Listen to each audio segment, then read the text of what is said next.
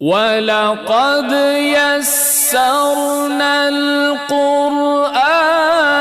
لِلذِّكْرِ فَهَلْ مِن مُّدَّكِرٍ۔ انہی آیات کی روشنی میں تفسیر بیان کرتے ہوئے مفسرین نے جو روایت نقل کی ہے سیدہ عائشہ صدیقہ رضی اللہ تعالیٰ عنہ کے حوالے سے، وہاں سے یہ معلوم پڑتا ہے کہ سیدہ عائشہ صدیقہ رضی اللہ تعالیٰ عنہ کی تفسیری فقاہت کتنی اعلیٰ تھی، وہ کتنی بڑی مفسرہ تھیں، وہ کتنی بڑی محدثہ تھیں،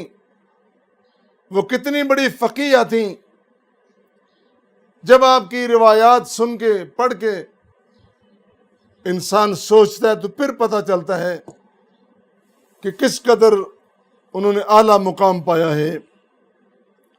کیوں نہ ہو، آپ زندگی کے قیمتی 10 سال امام کائنات صلی اللہ علیہ وسلم کے حرم پاک میں گزارتی ہیں، اور تقریباً نصف قرآن آپ کے سامنے نازل ہوتا ہے، اور پھر آپ دیکھتی ہیں کس طرح قرآن کا نزول ہوا اور کس پیرائے میں پیغمبر کریم صلی اللہ علیہ وسلم نے اس کو بیان کیا، اور وہ جو فقاہت ہے، فقاہت رسول، ذکاوت پیغمبر، وہ بھی تو سیدہ عائشہ کے سامنے ہے۔ اسی لیے آپ تفسیری فقاہت میں بڑا اعلیٰ مقام رکھتی ہیں۔ ایک دن عروہ بن زبیر، جو آپ کے بھانجے ہیں، زبیر بن عوام کے بیٹے ہیں، زبیر جن کا نام عشرہ مبشرہ میں آتا ہے، اور ان کی اماں جان حضرت اسماء بنت صدیق جو ذات النطاقین ہیں، جن کے متعلق معروف ہیں کہ نبی کریم صلی اللہ علیہ وسلم جب ہجرت کے لیے جا رہے تھے تو جب سواری پہ سامان باندھا جا رہا تھا تو رسی نہیں ملتی، تو حضرت اسماء اپنے دوپٹے کے 2 ٹکڑے کر کے اس سے باندھ دیتی ہیں۔ اللہ اکبر! اس گھرانے کا فرزند، چشم و چراغ حضرت عروہ چھوٹے ہیں، کیونکہ ان کی ولادت نبی کریم صلی اللہ علیہ وسلم کے وصال کے بعد ہوتی ہے، اس لیے ان کا شمار بھی تابعین میں ہوتا ہے، صحابہ میں نہیں ہوتا، اور وہ بھی بڑے ہو کے خود بھی بہت بڑے فقیہ بنتے ہیں، اور فقہائے 7 مدینہ میں ان کا شمار ہوتا ہے، لیکن وہ ننھے سے تھے۔ انہوں نے جب یہ آیت کریمہ سنی قرآن کریم کی، فمن حج البیت او اعتمر فلا جناح علیہ ان یطوف بہما، کہ جو بیت اللہ کا حج کرے یا عمرہ کرے پھر اسے گناہ نہیں کہ وہ ان دونوں کا طواف کرے، صفا و مروہ کا۔ تو انہوں نے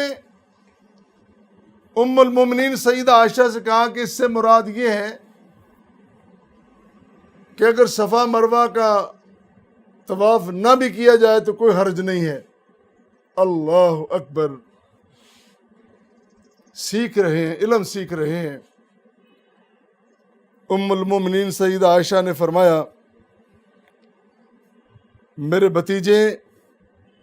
میرے بھانجے، تم نے کتنی غلط بات کہہ دی ہے۔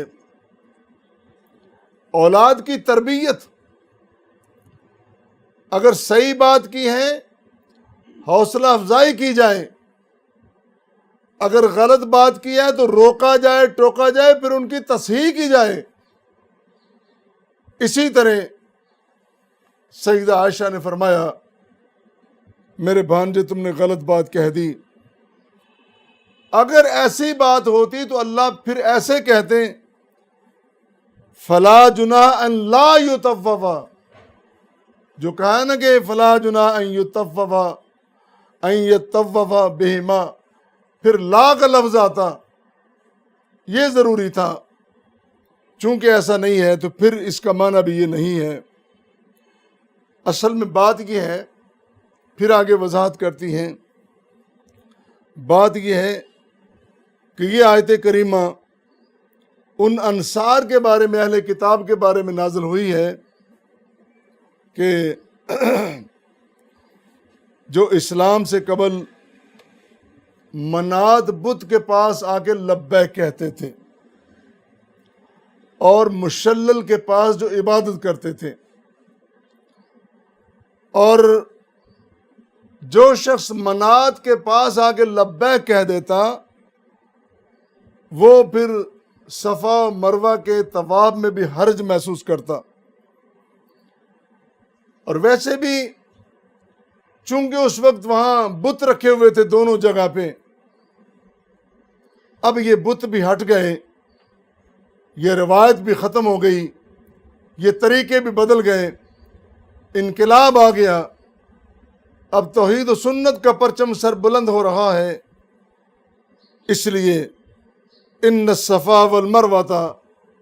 من شعائر اللہ فمن حج البیت او اعتمر فلا جناح علیہ ان یطوف بہما، حج عمرہ کرنے والا اسے چاہیے کہ وہ صفا مروہ کا طواف کرے۔ تو اس طرح یہ صرف ایک واقعہ ہے،